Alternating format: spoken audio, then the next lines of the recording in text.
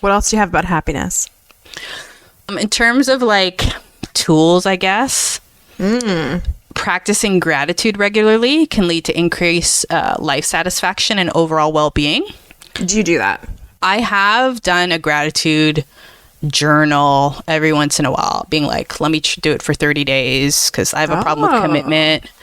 I have a problem with routine. So this is challenging for me, but it didn't, whatever it's supposed to do, it didn't give what it was supposed to give for me. Got it.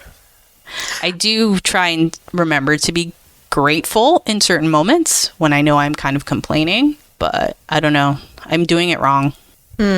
See, that to me would be not difficult. I don't want to do it like that. I usually look back at my life. If it's my birthday, then I look up like the past year and what I'm grateful for, or like at the end of like the calendar year, then I kind of look back at that year and be like, okay, what am I grateful for? What happened? Things like that.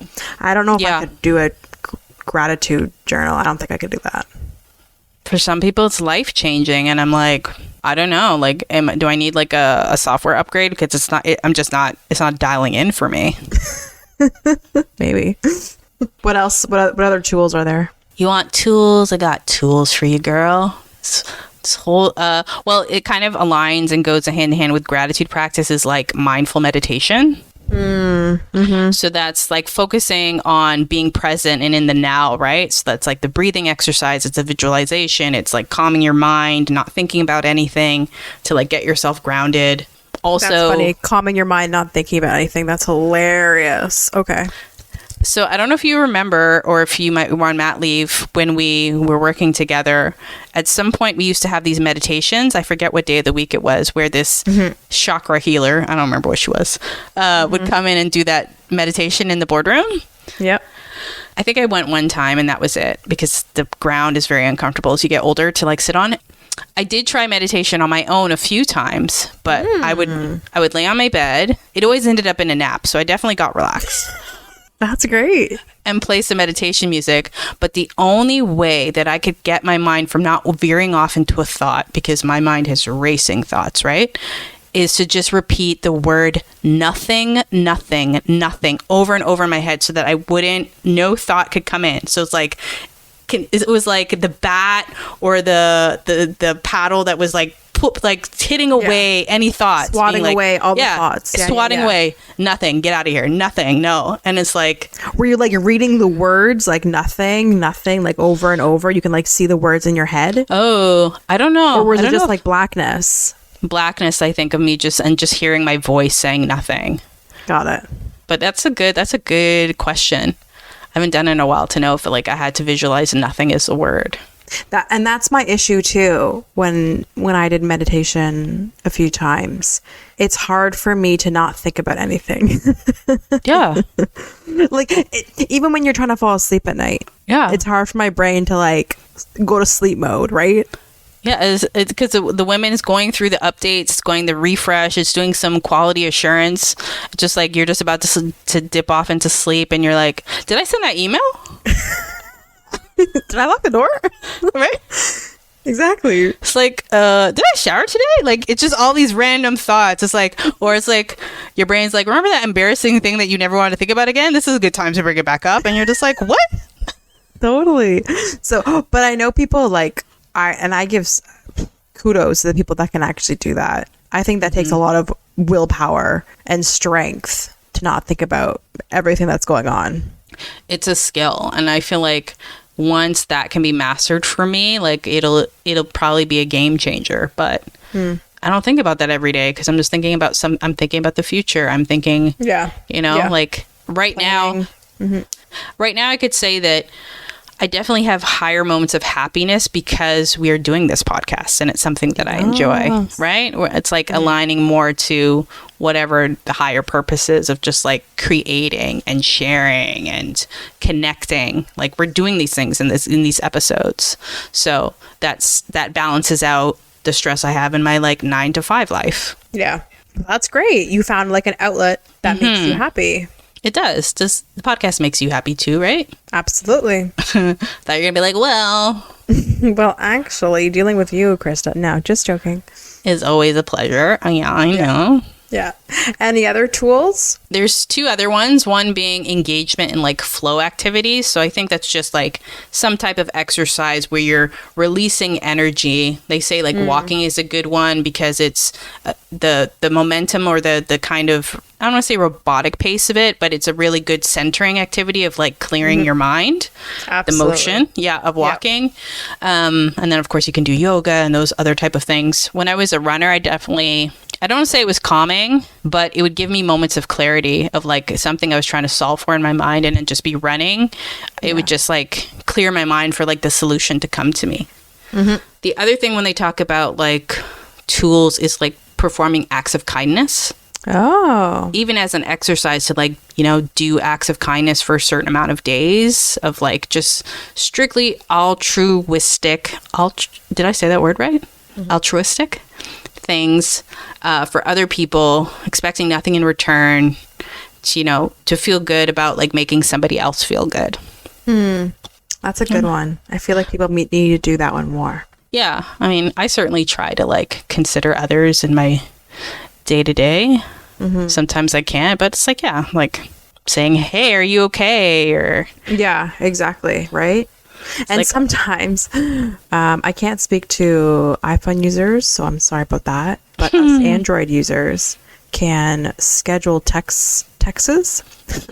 So when I think about something, usually when I'm trying to go to sleep, and if it's like I need to check in on someone, or I need to like ask someone like, how you doing, thinking about you, I will do a scheduled text for like the next day at a certain time so I don't forget. Since you told me about that, tip. You're welcome. I've used that like a couple of times. So good. But I'm also horrible where it's like, if I had that thought at 3 a.m, I'm going to send it to you. Not even thinking that far ahead to schedule it. And it's like, you're like, oh, and then the next day someone will be like, I'm so sorry I was sleeping. And I'm like, I know, that's fine. But I won't remember this unless I send it to you right now. Yeah. But that's a good one. I think everyone should do that more because we're kind of selfish. Everyone just thinks about themselves, and that's fine. Life is busy and crazy, and we kind of get caught up in our own shit. But I think that's really good to try to, help others more. Agreed. These two aren't necessarily in my notes, but I think they're important, is like getting outside and getting some like sunlight. Vitamin D. Not the kind that everybody needs from the sun, not the other kind. But yes, yeah, part of your circadian rhythm, like your biological way that your body moves, it requires sunlight. And like in terms of like getting those happy hormones up and going, seeing the sunlight within like the first 30 minutes of when you wake up, like getting out there is super important in terms of like balancing your own internal clock. And vitamin D is linked to like low vitamin D levels, linked to depression. So you definitely want to do that. And then what piggybacks onto that is get outside. Yeah. Like staying inside, being stuck in your own head, like it's not good long term. One of the stats that I found was that in terms of like overall happiness dropped according to the World Happiness Report for 2021. There was a significant drop in global happiness levels during the pandemic because everybody was inside, right? Yeah, that makes sense. And I think, vitamin D and fresh air is good for everybody. So the fact that in 2020 people were stuck inside, not leaving their house, absolutely. That's in Canada, we were stuck inside for 2 years. I mean, I was fine with it, but I know other people definitely struggled. Yeah. And because, we live in Canada, we have warmer months in the summer, right? So I feel like I'm making a generalized statement here. I feel like generally people are a little more happier when it's nicer outside. The sun's out, nice weather, things like that. When it's a really cold, crappy snowstorm in February, it's not. You're like, get away from me. You're looking for that's when I try and take my vacations in January, February, because that's when like the winter blues would probably be at the all-time high, right? You came off of like the joy of Christmas and family time, and now you're like, this is my reality. Like I'm living in this like on this iceberg for the next few months. Like I don't like it. Yeah. There was another like helpful tool or trick that I had here. Adopting a happiness practice or routine in whatever way that looks like. So that could be a combination of all the things that we talked about like getting up for the morning, getting into some sunlight, writing in your gratitude journal, doing a workout, moving your body, being like Meditating. something. Yep. Yeah. Is something that they say also can help you in terms of like maintaining a level of like contentment or happiness. Absolutely.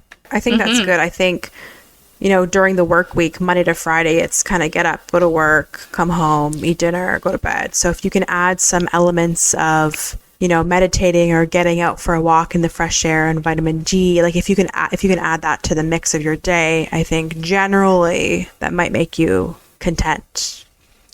Absolutely. In whatever way that works for you in terms of like moving your body or whatever.